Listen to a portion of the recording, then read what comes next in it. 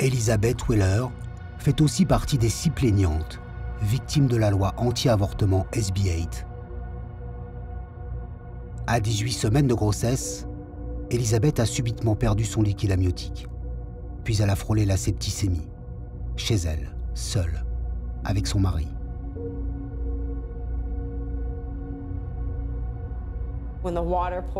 Lorsque le liquide s'est déversé sur mes mains, j'ai immédiatement crié parce que j'ai compris que je perdais les os. Je suis donc allée aux urgences. Un médecin est arrivé et m'a dit « Ok, vous avez perdu les os, mais le col de l'utérus est encore fermé. Tout ce que nous pouvons faire maintenant, c'est espérer et prier pour que les choses s'améliorent. » Je lui ai dit « Vous savez, je ne suis pas croyante, mais je suppose que je dois prier maintenant, n'est-ce pas ?»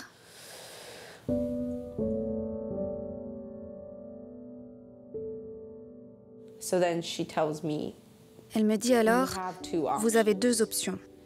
Vous pouvez choisir de poursuivre votre grossesse, mais vous devez savoir que vous vous exposez à une infection. Et si votre bébé survit, il est très probable qu'il aura d'horribles séquelles qui auront un impact direct sur son développement. Il se peut qu'il ne vive pas très longtemps. Elle me dit que l'autre option est de procéder à une induction. Le mot « avortement » n'était pas utilisé, et je pense que c'est à cause de l'hôpital où je me trouvais. Ils étaient peut-être, je pense, prudents quant à l'utilisation du terme « avortement ». Dans ce que j'étais en train de vivre, je n'ai jamais entendu ce mot. Mais quand on parle d'induction, il s'agit bien d'un avortement. Et pendant ce temps, mon médecin se met à pleurer. Elle me regarde et me dit « Je suis désolée, je ne peux pas vous toucher, je ne peux rien faire. » Elle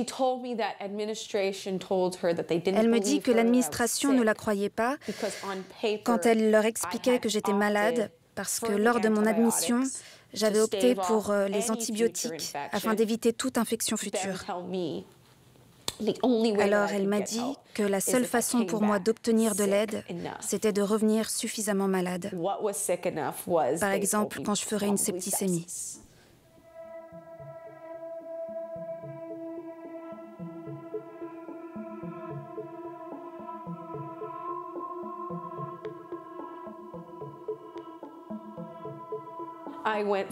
Je suis passée d'un lit d'hôpital à mon propre lit, dans mon propre environnement.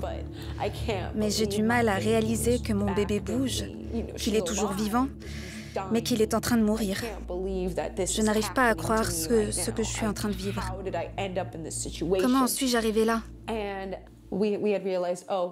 Et l'une des consignes que nous avions était de vérifier ma fièvre toutes les 2 heures.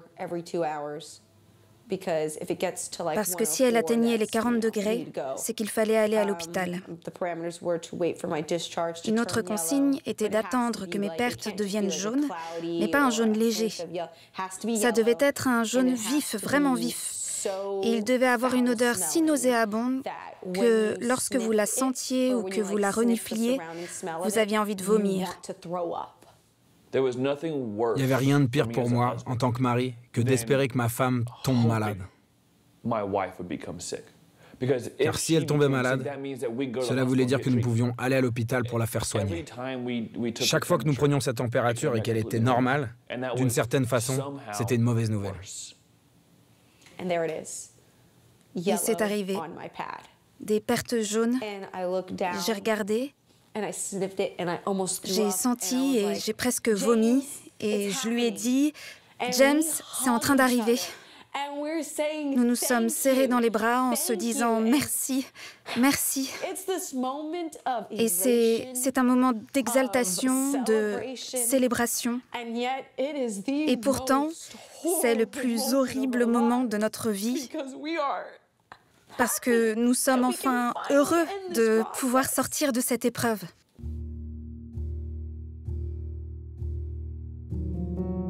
Elizabeth a pu finalement avorter, mais une fois seulement, que son fœtus ne donnait plus signe de vie.